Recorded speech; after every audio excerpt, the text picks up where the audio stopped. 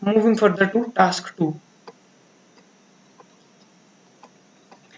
make it visible on the account page. So this is our task 2. So those of you who have a little understanding about flows, they can directly make this visible on the account page, and then they can check the outcome. So this is a self-analysis as well. So if I have to activate this flow is now activated. Now where you want to show it, you have to show it on the accounts page. Okay, so when you click any account, it should get populated in here, or anywhere where you want. So from here, go to the gear icon, click on this edit page,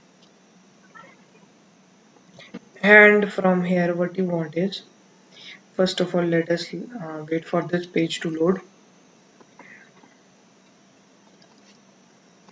So if you see into the left section, what you get is, you get option of flow. If it doesn't occur, type in here flow. So this is your entire page that is looking in here. So what we want is, you want to drag and drop a flow.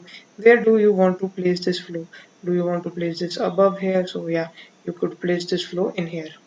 So what was the name of our case? Test flow demo 1. Check this, save, activate this page to make it visible to your users. So activate this page, and now what is saying is that, do you want it for your organization default, or you want to have in some particular app? For now we would be working on a particular app only. So I want just to show it in my sales app. Okay, not anywhere else. So I'm going with my sales app. So hit the back button.